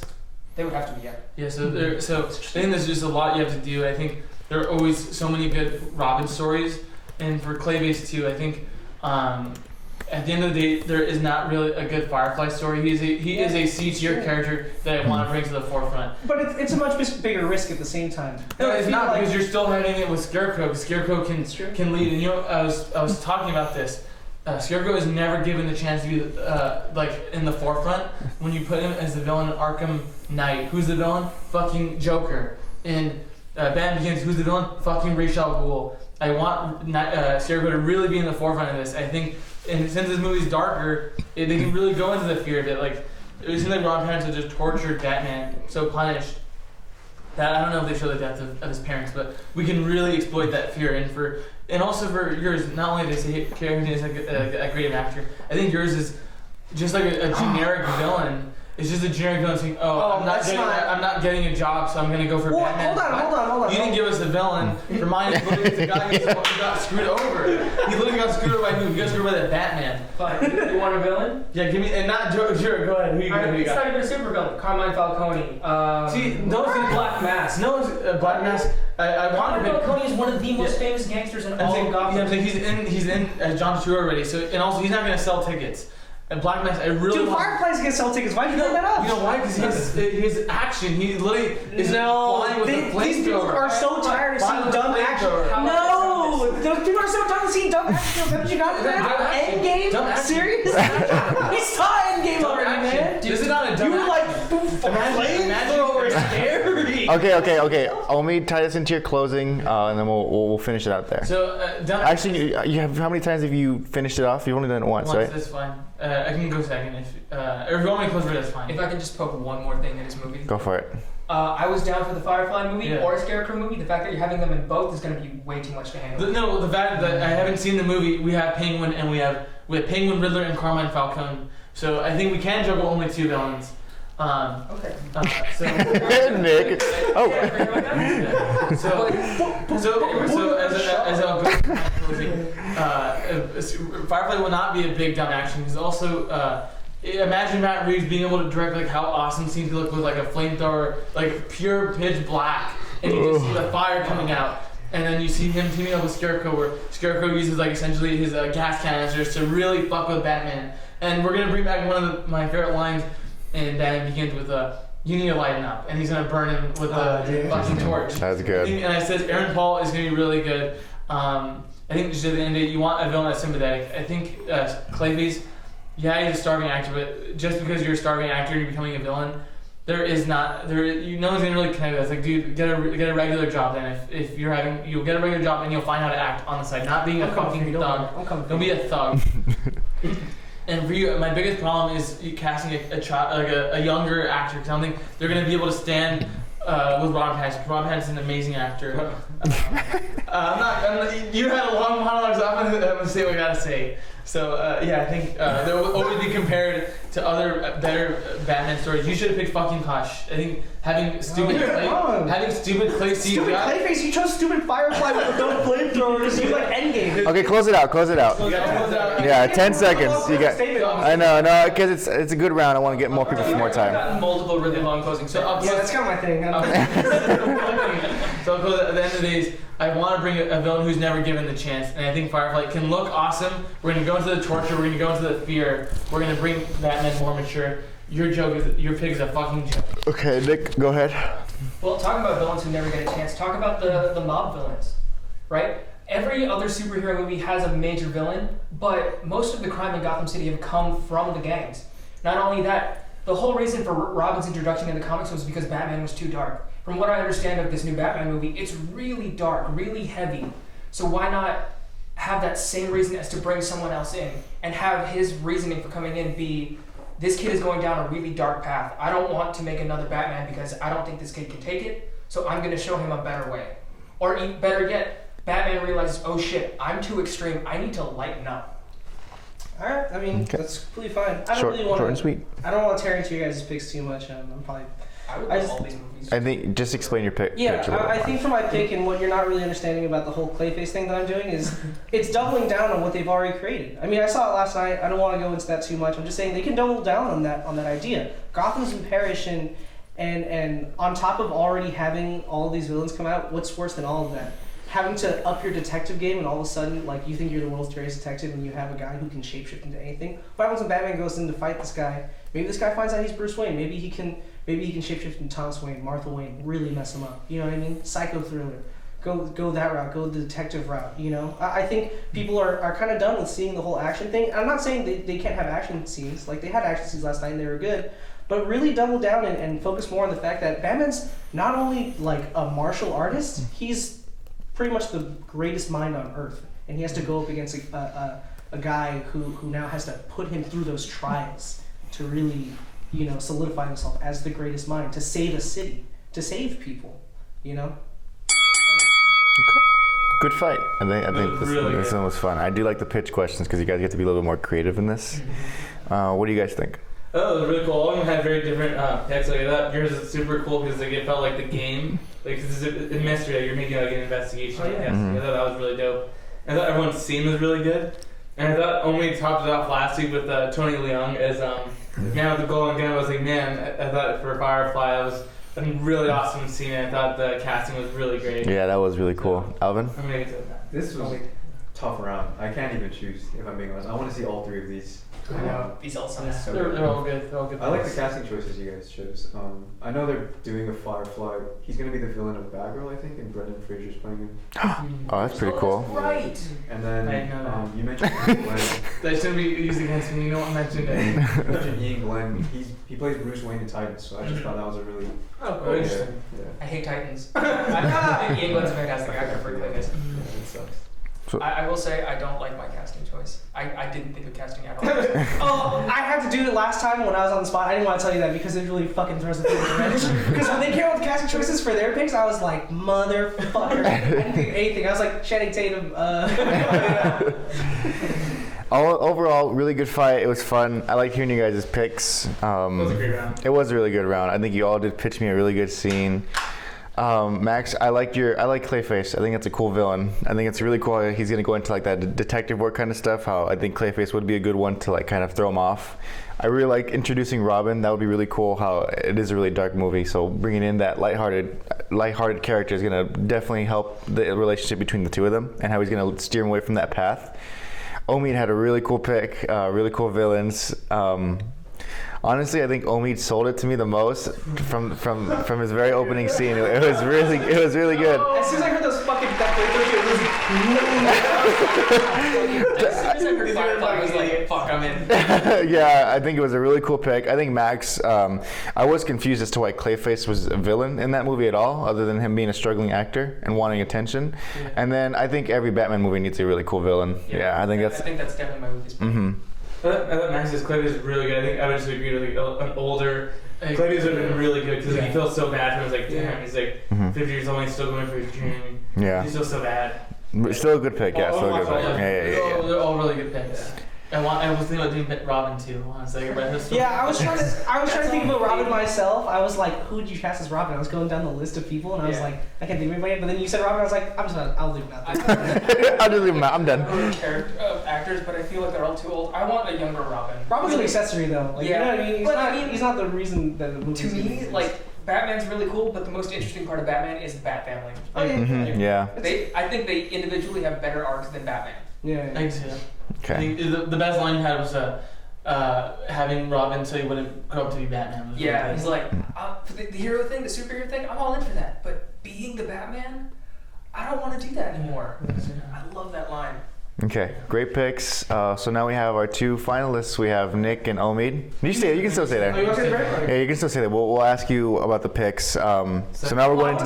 I want to say with that.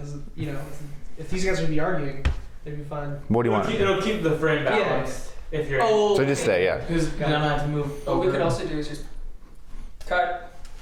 Shift. Yeah, that's more editing. Yeah, we'll be fine. We'll be fine. It's okay. It's okay. No, it's okay. It's okay. All right, so we're going into the speed rounds. No, you get a front row seat. No, it's terrible. It's my own hell. It's okay. You can help us judge. Having to be the team that watched the world, like, you know, you just lost the World Series. You don't get to walk off the field. You just stay right. You get to watch, exactly. You get to see your mistakes. Yeah, I remember this. So there. No, I hate this. Alrighty, so we're in the speed round now. I'm gonna ask you guys a couple of questions, and then you're gonna just give me the answer, the first thing off your head. We're gonna go 30. Huh? 35. What's the time at? The match is at 128, and if you want, we're doing 3. I think 3. We're doing 3, yeah. Okay, so our first question, just so you guys know how to play the game now, right? You're good, Nick? Can you refresh? Okay, so yeah. I'm gonna ask the question. You want to give me your answer as quick as you can, because if he picks it first, then he's gonna argue with that. So yeah, some of the questions are like a this or that. So pick, if you're 2 movies, pick one. Whoever goes faster argues it. It's gonna be in what 30. And it's a speed round, so it's not nearly as long. We got 30 seconds opening 2020. Yeah. Okay. Okay. Sound good? Yep. All right. So our first question, I want you guys to tell me what's the best Arkham game. Not or it's not fucking. What did you say? What did you say? City? Can you give me a pick? Asylum, that's fine. Asylum? Okay. All right, Nick, you got 30 seconds. Sell me on Arkham City. When you're ready. It has the best pacing, best overall story, and Joker dies in the end in an honestly really tragic way, and he has to carry his body out. It basically remade the entire game franchise. Asylum was a good start, but City was the real game. You still got 15 seconds. That's all I need. Okay. Damn. Dang. Oh, Mic drop. 30? Is that cool? Can I do that? Yeah, just don't interrupt them. So Arkham Asylum, you know what Arkham Asylum did? It showed that superhero video games can work. They gave us an awesome story with Batman and Joker. And you know what is the best thing about Arkham Asylum? It all takes place in one night. They use that in the other games, but I don't think it works anywhere near as well as Asylum does. And this is the first time you see all these villains, and it really goes like, oh, Batman is trapped. They're not trapped with Batman. Batman is trapped with all of them. You go into Killer Croc. You go with Poison Ivy. You go with Joker. Arkham Asylum set the bar for all games. Oh, you're good. Nick, you got 20 seconds. You got to shit on Asylum for me. Shit on Asylum or Defend City? You got to do both at this point. Usually it's 30 minutes or 30 seconds open and then 20 seconds to attack. Right. Yeah. And then 20 seconds. So, Asylum, although it's a great start and interesting story, gameplay is really slow. Asylum was good. City only makes it better traversal, better combat, more villains, more story arcs, and better boss battles. I think Arkham Asylum suffers from the idea of more isn't better. You have so many villains that they're in it for so little. Like Two-Face is only in it for one fight. I guess it's cool. Catwoman, that's all right, but I think Arkham Asylum is just, it does everything so much better. It's darker. It feels so much more intense. You're so almost claustrophobic. It's like Batman is stuck with all of them on that small island. All right, Omi, you're good. Nick, you have your last 20 seconds. I will say, use up your 20 seconds. All right. City has more playable characters. That's the first game they introduced playable DLC characters where you can play Robin, who's similar to Batman, but it's different enough. Catwoman, who is a completely different storyline that ties into the game, but also a different playstyle. She's more stealth related, so it adds more dynamics to the game. Also, it builds more on the relationship between Joker and Batman. Oh, you're good. Get a hint at. You're good. Omi, last 20. Arkham Asylum is not only the first super game to work, but this gave us Kevin Conroy and Mark Hamill working together again that we haven't seen in such a long time. And when people saw it, their pants exploded. We also, if this movie had so much, this game had so much against it. You had shitty Amazing Spider-Man, Wolverine, X-Men, all these shitty superhero tie-in games that Arkham Asylum. Oh, you're good. It works. Good fight. I think it was a good first fight. What are you guys' thoughts? You can go first. I think Nick had a better argument. Yeah. Amy? You set up better. It's very obvious you haven't played this game. What the fuck? Whoa. I thought Nick had the better pick. I thought Owen had the better defense. Like it also you didn't use your time the whole way through, but I was surprised because Nick did have good points. That was a really close one. Yeah, it was close. Nick did have the better pick. What Max? What did you think? What's He already said it. I just think that, yeah, I mean, it was a better pick, but also, I mean, it's not like you didn't say anything wrong. It's just, Sure. you can go. I didn't play the game. What Yeah, you it's like playing you this game or no, Arkham? I played both Arkham Arkham. Asylum. I just feel like you could dig deep, dig a little deeper. That's all. Dig deep. I will say they were both good picks. I think City was the bet. I'm not gonna say that now. City was like the better pick initially. I think Omi did say more though. It's all based off the arguments. Exactly. So yeah. So Omi did say a lot. I'm gonna have to give it to Omi. I'm with Amir on that one. I'm gonna give it to Omi. So Omi gets the first one. Yeah, I like City a lot more, but I remember Durkee loved Asylum more. But I like City a lot more. Okay. That was a good first round. Omi, you're in the lead right now. Let's see if Nick can tie it up. So, next question. This could be the last point. It's deciding, so it's 3 Mhm. So fight as hard as you can. Yeah. Use your time. Use your time. It's Yeah. 3-2 right now, technically? I get it. Just Yeah, what's up. but it's best of 2. Yeah. There's 3 speed rounds. Okay. So I want you guys to tell me what the worst Batman movie is. Forever. The Batman movie from the 1960s. Adam West. Okay. Is that Shark Repellent? Yeah. Oh, Oh, nice. Okay, Omi, go first. 20 seconds. 30 seconds. So what came before Batman Forever? It was Batman Returns. We had a really dark, gritty take by Tim Burton, and they saw that it didn't sell enough toys, so they're, we're gonna give it to Joel Schumacher. We're gonna go more slaps. We're gonna go more comedic. We're gonna go more comic booky, more stupid. That's where we have those 2 stupid pops right there. My favorite villain is Two-Face, and you know how Two-Face dies? They die by throwing loose change in. It literally falls off. As a Two-Face fan, it literally is like them pulling my pants down and punching me in the fucking face. It really ruined Two-Face in that movie. And Jim Carrey's alright. Okay, Nick? so the Batman movie with Adam West. People respect Adam West, but let's be real. That entire era of Batman was a living joke. They even went on the record to say that it was supposed to be a comedy. It wasn't supposed to be taken seriously. When they had jokes of like fucking anti-shark bat repellent, whatever it's called. Batman comes out of the ocean with a shark on his leg and he's just shaking it around. And he's running around with a bomb and says, "Some days you just can't get rid of a bomb." Yeah, everything you said, that movie has a charm. I think that's all really funny. I do remember the gift with him holding the bomb, trying to figure out. It's like, it comes out really stupid, but I think that's in the 60s that was okay. With Batman Forever, it came off Returns. It was showed as Danny DeVito as Penguin. Michelle Pfeiffer as Selena Kyle. You had really tragic stories, and then you come to this with, you don't even get the origin of Two-Face. You barely get anything. Oh, me, you're good. There. Nick? When you think of Batman, no one thinks of Adam West. Let's be real. Design-wise, too, that movie's really ugly. Everyone's wearing leotards. There's nothing special about it. His cowl is honestly really ugly. It's classic, but it's ugly. At least your movie is much better designed. As crazy and stupid as it is, at least it's more fun to watch. Mm-hmm. Blow me?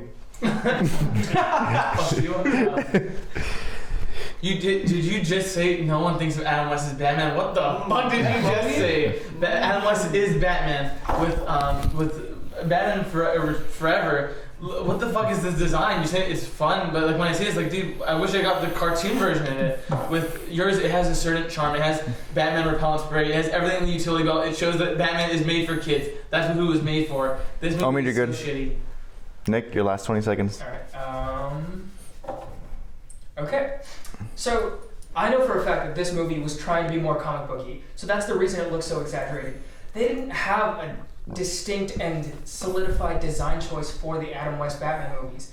They're really bad, they're really cheesy, and you were saying, like earlier, that cheesy, slapstick, and funny make a bad Batman movie. I would argue mine's funnier. You're good. It looks weird. Okay.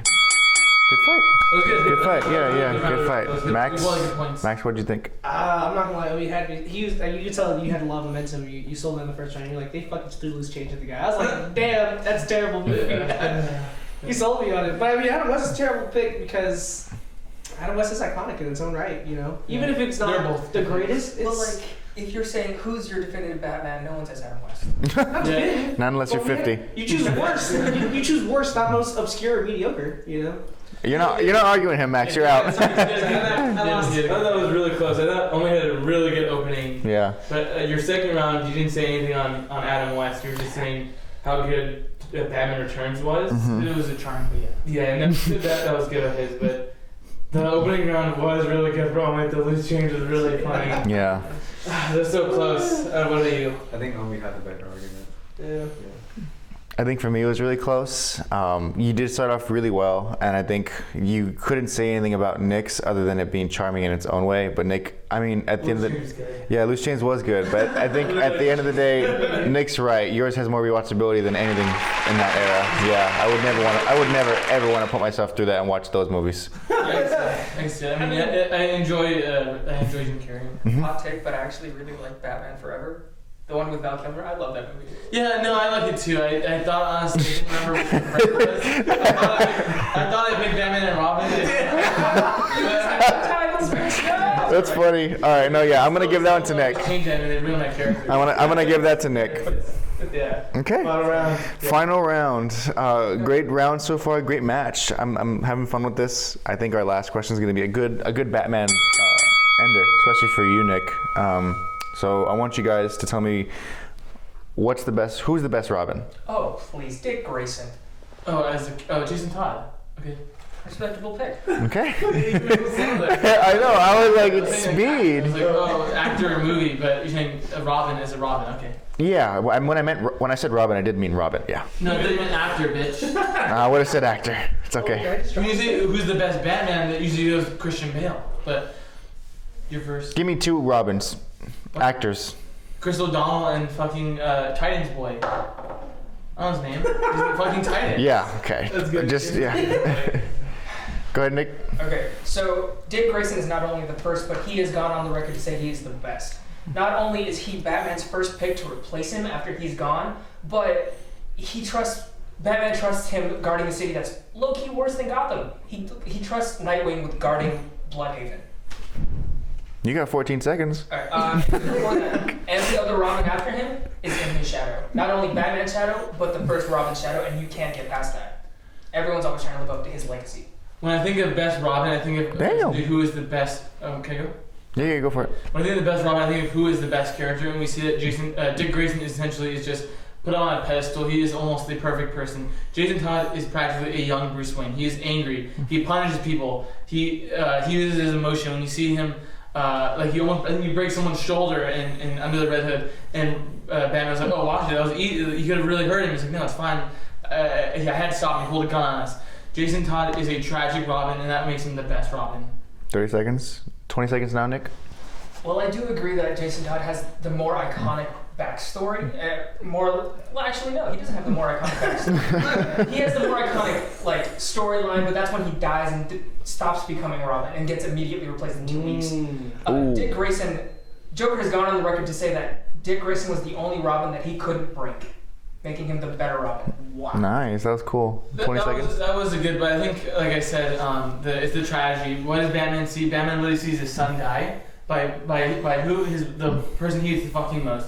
Joker. He like being the shit with a crowbar, and like you just said, Batman replaces him. That shows how shitty Batman was. You know what he was trying to do? He was probably trying to fill a void that losing a son was. He tried to get someone to replace James Todd's spot. Nick? I'm going to go on the record to say that Batman didn't want to replace him. He had no choice because Tim Drake figured it out, and he had no choice. Otherwise, Tim Drake would have revealed his secret identity. It was Blackout. But on top of this, I have my opinions on Injustice, but after Dick Grayson dies, he literally disowns his blood son because he loves Dick Grayson that much. I don't see Batman disowning any other Robin because Nick, Jason died. that was good. And Omid, your last 20 seconds, you better think.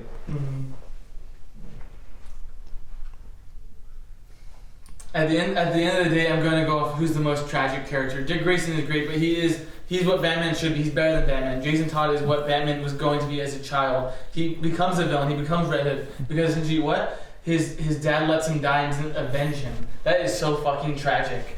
Literally, when he becomes a Red Hood and he's like, "Oh, kill Joker. If you don't stop me, I'm gonna kill Joker." You're good. Good round. That one was really good. That one looked like Nick had fun.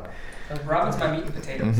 Yeah. Max. Why do you think I pitched a Robin intro movie? Max, what do you think?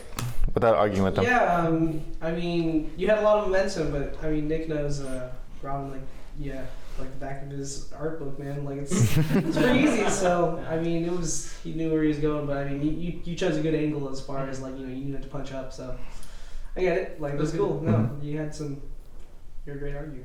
It's a good round. Who do you give it to? Oh, I probably give it to Nick still, though. Unfortunately. And Alvin? Yeah, Nick brought the comic knowledge. I think the line that sold me was when you were arguing Jason Todd, Nick said his most notable story is when he stopped being Robin. Yeah, dude. So I think that's what sold me that. Yeah. Dang. I thought that was really good. I thought the smart take that he went with is like, oh, Dick Grayson is like the shining white knight, so it's a little boring. Rather, as that Red Hood is flawed and he has issues. So actually, I gave that one to Omid. I thought Nick had a good closing punch, but I thought rounds 1 and 2, I thought Omid was much stronger. Yeah, I think Omid had. I'd say he had the harder pick because Dick Grayson I feel like is the most iconic Robin. Nick did really well. He had good arguments. You brought it this one for sure. Yeah, Robin. Omid did very well too. I liked what you were saying about how he's the most tragic, and you were really selling me on it. You know, I'm always rooting for you, man. I'm always rooting for you, but I'm gonna give this one to Nick. I'm gonna give this one to Nick. No, he had the. I think he did very well. He argued it well. I think this is the perfect Nick question. I think you should have screwed him over, and you should have gone for Dick Grayson right away when I said the question. I wouldn't have went for Dick Grayson. I don't even like Dick Grayson, honestly. No, you know what? You're right. He is like the pretty boy, but he's a pretty boy for a reason. Fuck out. No, I was happy with the choice I picked. I would have picked it even if I was faster. I would still went with Jason. Yeah. I would have went with Jason Todd. Yeah. Overall, great fight. Good job, Nick. Good job, yeah. You won as our guest. Yeah. It's cool always seeing you argue with Robin. Yeah. I love it. So, oh, man. Awesome. Good new fighters. Yeah, so we had the new fighters. I know we're going to get a bunch more people on. If you want to get on, just comment or talk to us. I'm sure you know us if you're watching In this. the comments. Exactly. We want to see you up here, bro. Yeah. So if you want to get in this, tell us. I mean, we're always happy to have someone new on this thing. We have Amir and Alvin just on the side, and they're cool with watching. I'm cool with watching too. I'm cool with just like enjoying the show, you know? Yeah. It's so different. It's actually really No, yeah, it was really cool. Next week is we're gonna have our other friend Dion. We're gonna go check with him, but we're gonna anime fights. We're gonna try and do an anime fights themed. But we got a lot going on. If you want to give us ideas, comment it, subscribe, like, do all that. But you guys want to say goodbye?